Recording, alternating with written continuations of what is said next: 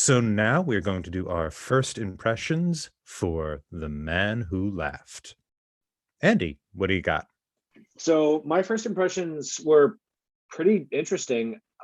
I watched it last night, truthfully, and I haven't seen very many silent movies, and I haven't seen any silent movies like this. So it made a strong impression on me.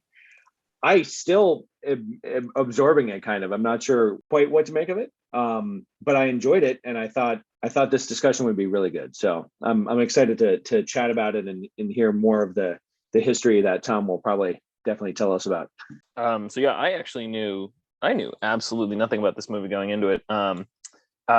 Which is strange because I feel like I know a lot of these silent movies, and I'd never had any exposure to this one. And I watched half of it last weekend during my hour-long. I don't know if we can use brand names, so I'll just say my hour-long stationary bike ride. And You don't want to use that brand name now, anyway.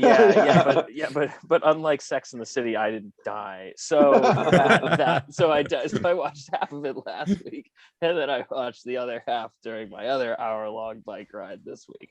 So that was my first time watching it. And yeah, it's a whack movie. It's actually really, really interesting. It's one of, but again, we'll chat about it. But it's a really interesting film. Mm-hmm. Yeah, I had not seen this before recommending it, and this movie is part of we're doing a not a Joker series, a Batman series in honor of the Batman, because we're hoping to get more viewers if we tie it into something that's actually happening in the world. And this movie is kind of famous because it was the inspiration for Bob Kane's design of the Joker, which is pretty obvious when you see it. And so I recommended it for that reason. I thought it'd be a little different from the other kind of Batman themed stuff we were doing.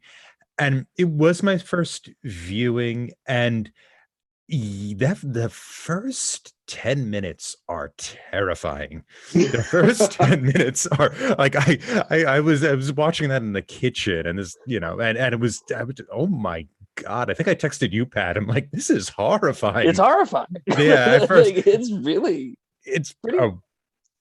Yeah, it's a intense movie at first, and then it kind of evens out. I mean, it doesn't have that kind of shock all the way through it, but those like first 10 minutes, they were really, really hard. And you could also see like the monster movie tie-in. This is all the same people. Like the guy who did the makeup is the same guy who did the makeup for Boris Karloff. That's kind of how he became famous. And the same producer. It's still Universal, the Carl Lammel Jr., who produced all the monster movies. And so it's kind of this interesting moment also where it's not a monster movie, but it kind of helps lay that blueprint for that studio to do that stuff. So I had a blast with it.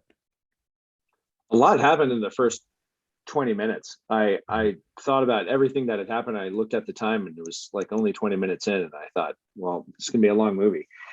Or really a lot's gonna happen. Yeah, and a lot actually doesn't. It's fairly, I mean, it has a little under 2 hour runtime, but it's fairly condensed in the action. But it does actually take place over a decent chunk of history.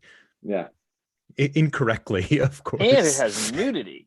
It kind of does. Do you see I mean, again, I was watching it on like a tiny screen on my while riding a bike. It looked like you could maybe look at it on a big screen. You can't, but I don't know. I watched it on a 65-inch OLED, and it was like they just skirted it. The trick where it was like it wasn't in the contract, so they you saw the hint of an impression and not the actual thing. Yeah.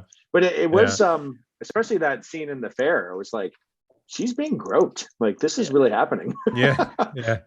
Oh God, it's odd that you could see who's married on this podcast because they notice the nudity more than the single guy.